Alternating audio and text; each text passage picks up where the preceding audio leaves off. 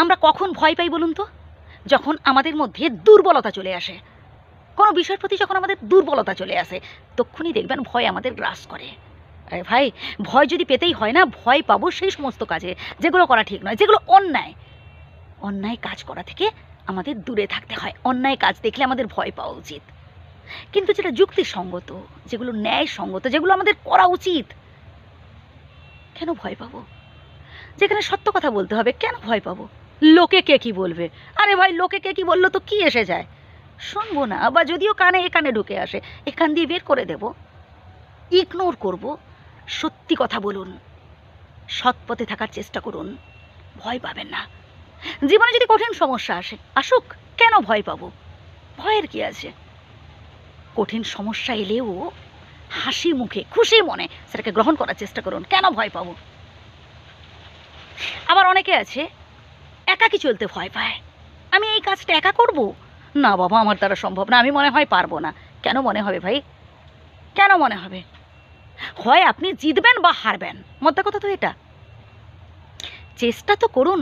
আপনি যদি চেষ্টাই না করেন, যদি কাজটা শুরুই না করেন, আর শুধু ভয় মনে জমিয়ে রাখেন, তাহলে আপনি কোনো দিনও কোনো কাজে আপনি জিততে পারবেন না, কোনো কাজে আপনি সফলতা অর্জন করতে পারবেন না।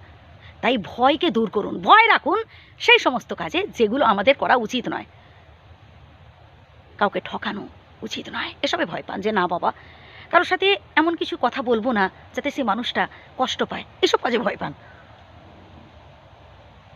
আবার অনেকে আছে যে আমাকে যদি কেউ সাহায্য না করে, তাহলে আমি এই কাজটা করব না, একাকেই এগিয়ে যেতে হবে। আপনি শুরু করুন, দেখবেন অনেকেই চলে আসবে। কোনো কাজ যখন আপনি নতুন কিছু শুরু করতে যাবেন না, দেখবেন আপনার পাশে কেউ থাকবে না, আপনাকে নিয়ে সমালোচনা করবে, টোনটিটকারি করবে, নানান রকম কটু কথা বলবে, হাসি ঠাট্টা তামাশা করবে, যাতে করে আপনি সেই কাজটা না করেন। সাহায্য তো করবে না, উপরন্তু এই সব কাজ করবে, মানে এইভাবে আপনাকে সমস্যায় ফেলবে, যাতে আপনি সেখান থেকে সরে আসেন। তো আপনি যদি ভয় পেয়ে যান, মানে সমালোচনাকে ভয় পান, নিন্দাকে ভয় পান, কে কি কটু কথা বলবে, বাজে কথা বলবে, আজে বাজে কথা বলবে, ভয় পান, তাহলে কি করে হবে? তাহলে কতজনকে আপনি মুখ বন্ধ করে রাখবেন, বা কতজনের থেকে আপনি লুকিয়ে থাকবেন? শুধু একটা কথা মাথায় রাখবেন, আপনি যে কাজটা করছেন সেটা যেন সৎ পথের হয়। আপনি কি চান লোকে আপনাকে বসার জন্য জায়গা ছেড়ে দিক? তাহলে কথাগুলো শুনুন, আপনারই কাজে লাগবে। সর্বপ্রথম যেটা করতে হবে তা হলো নিজেকে গুরুত্ব দিন। আপনি যতক্ষণ না নিজেকে গুরুত্ব দিচ্ছেন, অপরেও আপনাকে গুরুত্ব দেবে না।